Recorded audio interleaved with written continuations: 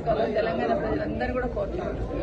ఎందుకంటే తెలంగాణ రాష్ట్రాన్ని సాధించిన తర్వాత తెలంగాణ రాష్ట్రాన్ని ఏ విధంగా బాగు చేసుకున్నారు కేసీఆర్ గారు అనేది ప్రతి ఒక్కరికి ఒక్కొక్క దగ్గర ఆలోచిస్తుంటే ఒక్కొక్కటి అర్థమవుతూ ఉంటుంది.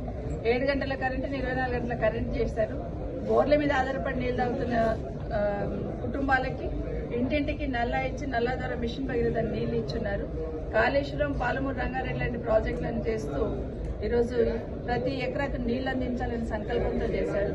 సంక్షేమానికైతే కేసీఆర్ గారి పాలన స్వర్ణయుగంగా ఉండింది. ఆడబిడ్డ పెళ్లైతే ₹1,00,000 ఇవ్వాలని, ప్రతి పేద బిడ్డ బాగా చదువుకోవాలని గురుకులాలు 1000 పైన గురుకులాలు ఏర్పాటు చేయడం, దాని ఇంటర్మీడియట్ కానీ లా కాలేజెస్ వరకు అప్గ్రేడ్ చేస్తున్నారు కొన్ని గురుకులాలు. అయితే మహేష్ నియోజకవర్గంలో బీసీ గురుకులంలో లా కాలేజ్ శాంక్షన్ ఇవ్వడం జరిగింది. ప్రతి జిల్లాకు ఒక మెడికల్ కాలేజ్ ఏర్పాటు చేస్తున్నారు. అంటే పేద బిడ్డలు బాగా చదువుకోవాలనే ఆలోచనతో తీసుకున్న నిర్ణయాలలో ఇవి ప్రధానంగా దేశంలో ఎక్కడ లేని విధంగా గురుకులాల వ్యవస్థను తీసుకొచ్చి గురుకులాలు ఏర్పాటు చేస్తున్నారు. ఈరోజు కంపెనీలను పెట్టుబడులను బాగా ఆకర్షించి ఇన్ఫ్రాస్ట్రక్చర్ బాగా క్రియేట్ చేయడం వల్ల కంపెనీలన్నీ కూడా దేశంలో, భారతదేశంలో ఎక్కడొచ్చినా ఫస్ట్ తెలంగాణకు పోవాలనే విధంగా పెట్టుబడులన్నీ కూడా రాష్ట్రానికి సాధించుకొచ్చి ఉద్యోగ అవకాశాలు కల్పించున్నారు. అదేవిధంగా ప్రభుత్వ పరంగా కూడా ఉద్యోగ అవకాశాలు కల్పించిన విషయాన్ని ప్రతి ఉద్యోగం తీసుకున్న ప్రతి యువకుడికి ఈరోజు తెలుస్తున్న విషయాన్ని దయచేసి గుర్తుపెట్టుకోవాలని కోరుతా ఉన్నాను. ఈరోజు 4 నెలల్లోనే మార్పు తీసుకొస్తామని చెప్పి అధికారంలోకి వచ్చిన కాంగ్రెస్ పార్టీ ఏ విధమైన మార్పు తీసుకొచ్చిందని ప్రజలు ఇప్పటికే గమనిస్తా ఉన్నారు. 2000 పెన్షన్, 200 ఉన్న పెన్షన్ 2000 కేసీఆర్ గారు చేస్తే ఆ 2000 పెన్షన్ ఇవ్వడానికి కూడా ఇప్పటికి చేతనైతే లేదు. ఈరోజు 20వ తారీఖు ఫస్ట్కి ఇవ్వాల్సిన పెన్షన్ ఇప్పటి వరకు కూడా కనీసం పెన్షన్ ఇవ్వని పరిస్థితి ఈరోజు రాష్ట్రంలో చూస్తా ఉన్నాం. రైతు బంధు లాంటి కార్యక్రమాన్ని తీసుకొచ్చి రైతులకు వెన్నపూసగా కేసీఆర్ గారు పనిచేశారు. కానీ ఆ రైతు బంధు రాని రైతులు ఎంతో మంది ఉన్నారు రాష్ట్రంలో. మేము అడిగితేనేమో కేసీఆర్ గారిని తిట్టడం, బీఆర్ఎస్ పార్టీ నాయకులను తిట్టడం మొదలు పెడుతున్నారు కాంగ్రెస్ పార్టీ వాళ్ళు. కానీ ఊర్లలోకి వెళ్ళి ఏ ఒక్కరిని కదిలించినా ఈరోజు రైతు బంధు రాని కుటుంబాలు ఎంతో మంది ఉన్నారు. ఆ రైతులందరికీ ఈరోజు ఇప్పటికీ 2 సార్లు ధాన్యం కొనుగోలు చేయడం మొదలు పెట్టారు. ధాన్యము గిట్టుబాటు ధర తర్వాత ₹500 బోనస్ ఇస్తామన్నారు. కానీ ఇప్పటివరకు ఉలుకు పలుకు లేదు.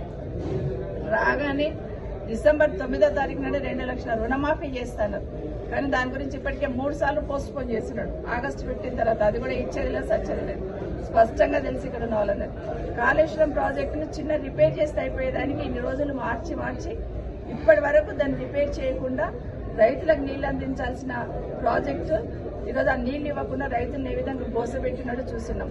అంటే నీళ్లు ఉన్నా కూడా కరువు తీసుకొచ్చే ప్రయత్నం చేస్తున్న విషయాన్ని ప్రజలు ఇప్పటికే గమనించున్నారు.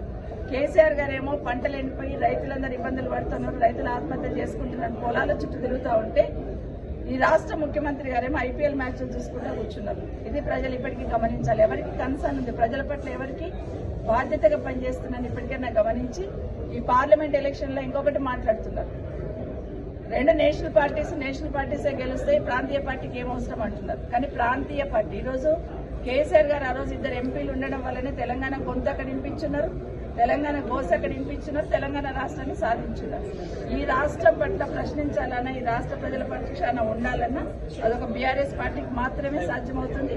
తెలంగాణ గొంతుగా రావాలంటే పార్లమెంట్ లో బీఆర్ఎస్ పార్టీని గెలిపించాలని కోరుతా ఉన్నాం.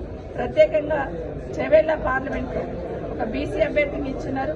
దాదాపు 96 కులాలను ఏకం చేసిన నాయకుడు కాసాని జ్ఞానేశ్వర్ గారు ఒక మంచి వ్యక్తిని కేసీఆర్ గారు డిసైడ్ చేస్తున్నారు.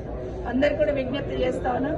బడుగు బలహీన వర్గాల, సబ్బండ వర్గాల గొంతు పార్లమెంట్ లో వినిపించాలంటే బీఆర్ఎస్ పార్టీ కారు గుర్తు కొట్టేసి కాసాని జ్ఞానేశ్వర్ గారిని చెవెళ్ల పార్లమెంట్ ను గెలిపించమని పెద్ద ఎత్తున కోరుతా ఉన్నాను. ఈరోజు సరూర్ నగర్ డివిజన్ లో మీటింగ్ పెట్టుకోవడం జరిగింది. అధ్యక్షుడు మహేందర్ యాదవ్ గారి ఆధ్వర్యంలో, అదే అంకిరెడ్డి గారు, కొండలరెడ్డి గారు, మిగతా సోదరులందరూ కలిసి ఈరోజు కార్యక్రమాన్ని పెట్టున్నారు. అందరూ కూడా పైన నాయకులు పోవచ్చు, కానీ జెండా పెట్టిన కార్యకర్తలు ఇక్కడే ఉన్నాం. పార్టీని గెలిపించుకుంటాం, ఇంకా పెద్ద మెజార్టీతో గెలిపించుకుంటామని ఈరోజు పెద్ద ఎత్తున వచ్చిన అందరూ కూడా